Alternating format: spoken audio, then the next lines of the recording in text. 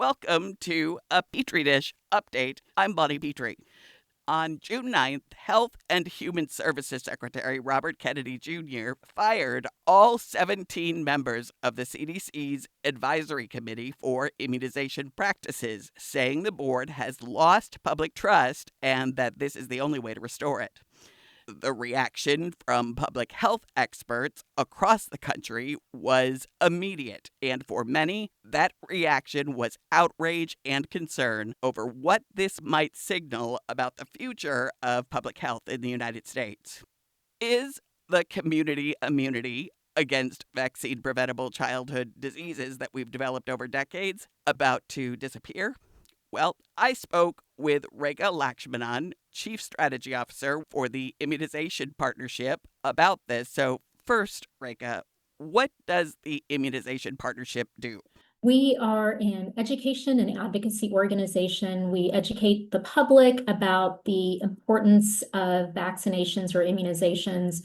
And we also advocate for reasonable, sound vaccine policies at the state legislature to ensure people have easy access to vaccines. Okay, let's talk about the advisory board, ACIP, ACIP.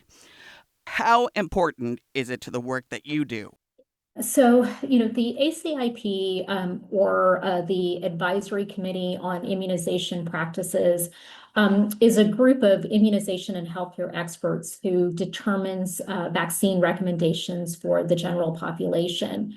And so their role in terms of assessing what is happening nationally related to preventable infectious diseases and looking at the efficacy studies of vaccines as well as the safety studies of vaccines is extremely important to the work that the Immunization Partnership and other organizations do to make sure that both healthcare providers have the right sound information related to vaccines as they are educating parents and patients about the importance of getting vaccinated, but then also for the general public in terms of the scientific information that helps determine what vaccines ultimately become a public recommendation. So this board and its recommendations are pretty influential. Yeah, so, some may be thinking, well, what's the big deal? There's a change in the committee, and how does that impact me? And, changes to ACIP can affect whether or not or how insurance companies cover vaccines. Changes to ACIP can affect whether or not, vulnerable children who do not have insurance have access to vaccines. We could potentially see cherry picking of, some vaccines on the immunization schedule and some vaccines not on the immunization schedule. And, another concern we have is with the destabilization of ACIP, how are the states going to respond? And are we going to see a continued gap grow between our states when it comes to who are vaccinated, who are not vaccinated, who has access to vaccines, and who don't have access to vaccines? It's interesting because I've been following this for 20 years or so. My daughter is 20 years old, so this anti-vaccine movement started to gather steam with Kennedy right up at the front about 20 years ago. And many, including Kennedy, have said that this movement is all about choice, that they're not trying to take vaccines away from anyone. But it kind of seems that that's exactly what's at stake here. Yes. There's been this movement for the past few years about choice, vaccine choice. But what we're actually starting to see is my choice, my desire to be vaccinated being compromised and taken away. Because again, if we see, changes to the immunization schedule, what we've seen with ACIP, that can affect what vaccines do or are available to the public. And, for myself personally, I want to get my yearly flu shot. When the time comes, I want to get my shingles shot. But with these recommendations or lack of recommendations, that could impede my ability and my freedom to choose to be vaccinated. And I think that is sort of what we've been seeing over the years. It's this, on one side, people talk about choice, but at the end of the day, I believe the goal is to push immunizations completely into the shadows and marginalize it. And I think that is what we're seeing happen slowly but surely with these changes that are coming down at the federal level. Kennedy said that he had to do this, right? That the board was hopelessly compromised, he said, by conflicts of interest, a claim that NPR chased out a couple of months ago and found to be false. But Kennedy stands by it, and he says it was necessary to just clean house to restore public trust. What do you think about that? I mean, I think, it's a red herring. There has always been rigor. There has always been a intensive vetting process for ACIP members before they are put on the committee. And yet, the secretary, has essentially, destabilized and overthrown the country's vaccination program by doing this.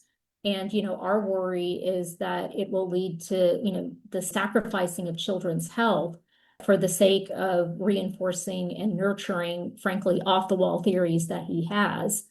And, we're also concerned that whoever he does go and appoint is it people who are going to echo his anti-vaccination beliefs and rhetoric that is ultimately going to put our country's health at risk. It's taken decades to build this vaccine infrastructure, a system that helped eliminate smallpox, put diseases like polio, and for a long time, measles in the rear view, and drastically reduced childhood illness and death. And if what you've said here is true, it's being dismantled, intentionally. How does it feel to witness this? It is gut-wrenching.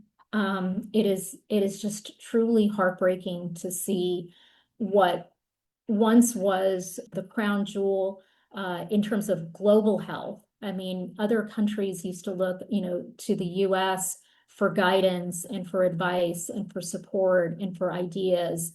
And seeing our immunization program, being dismantled brick by brick is truly disheartening. Because at the end of the day, what that means is that more children are going to fall ill, more children are going to be hospitalized, and worse, more children are going to die. And we always focus on children because we want to make sure that kiddos are vaccinated before they get potentially exposed to a disease.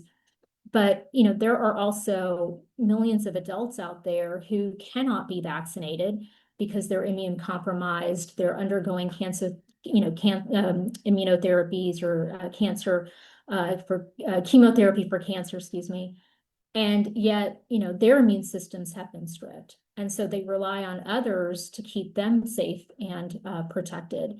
And so it just really is sad to see the decades of advancement our country has achieved by having a strong immunization program just get swept up in a cloud of deceptive information and disinformation and conspiracy theories that puts all of us at harm's way.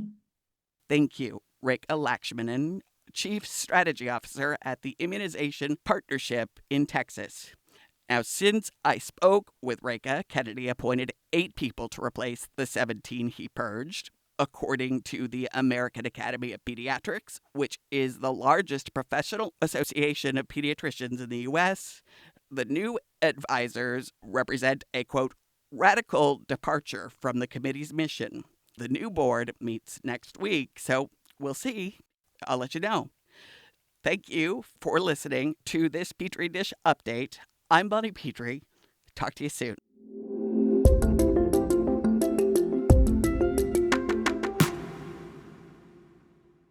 Support for Petri Dish is made possible by UT Health San Antonio, committed to transforming the health of the community through a team that tackles problems from every angle, doing everything it takes to bring each patient the best possible outcomes. From teaching tomorrow's healthcare leaders to translating research into new treatments, UT Health San Antonio strives to make lives better. Learn more at everythingittakes.org.